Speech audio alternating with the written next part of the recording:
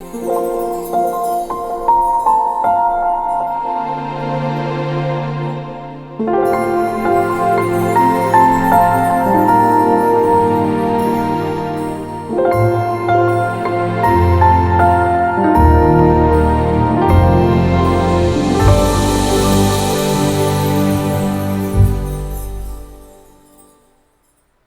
folks, Tim Newman of Soft Light Studios, and it's time for another daily assignment. Today's assignment, July 3rd, 2019.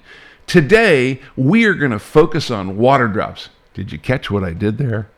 They say water gives life. Well, it certainly gives life to your photos. Our guidance here is straightforward and simple. Capture some water drops in your images. We just didn't say how. And hey, if you live in the Midwest, finding water drops hasn't been much of a challenge so far this spring. Let's take a look at a couple of sample images. In this first sample image, there are plenty of water drops to go around, and I think it nicely adds to the depth and the texture in this image. And as an aside, when we were shooting this picture, there was no water or moisture in the air that day. We simply were carrying along our trusty little spray bottle filled with our standard mixture of 10% glycerin and 90% water. You can get that glycerin at your local drugstore, by the way. Okay, image number 2.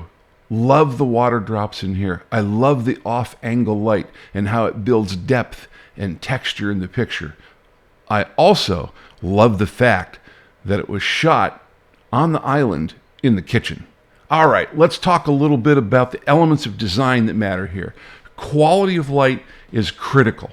If your light is overhead and harsh and direct, it's going to flatten out your image. On the other hand, if it's at a nice low angle, you're going to get great images and a great sense of texture in those water drops. Color here is critical. Think about monochromatic color sets, or if you can, work in those complementary color sets or those triadic or those analogous color sets. They all work really great here with these water drops.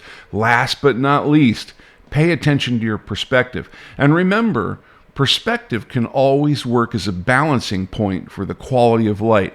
Low-level perspectives work really well with low-level off-angle light. They give you form and shape. High-level perspectives work really well with direct overhead light. They give you shapes and patterns, and they focus on the two-dimensional aspect of the image. Let's take a look at about 3 more sample images. This image right here definitely works the quality of light. It definitely works color. It's super monochromatic scene here, and our perspective here is critical in terms of how it makes the water drops look in the scene. Our next image here is a real shout out to those macro folks. Don't be afraid to mix up a little bit of olive oil and a little bit of water and stir it up.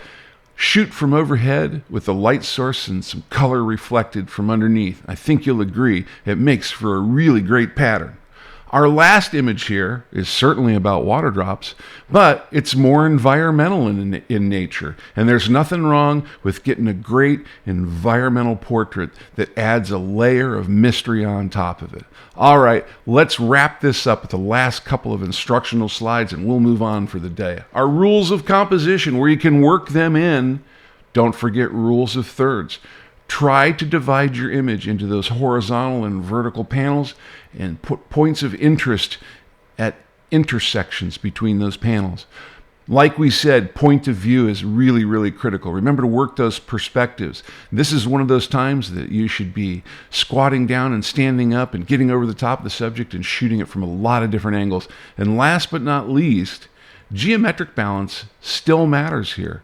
Try to come up with a reasonable balance between the subject in the scene and the background in the scene. And if you can work it in and you're thinking about colors, don't forget those tonal balances as well. All right, here we are, our image format rules. You've seen these before, but we put them out here at the end every day to remind you of them if you're going to upload your image for our semi-annual critique consideration. It's really early in the morning. Critique apparently is a very challenging word. You got your naming standards here, and at the bottom Don't forget our upload URL. Now, like we always say, we don't expect you to type this. Look for a clickable link in the description below the video. Thanks for tuning in. Mash that subscribe button if you want to stay up to date on these daily assignments as they come out. I'm out of here, but remember, as we always say, learning equals skills. Practice equals mastery. We'll see you out there.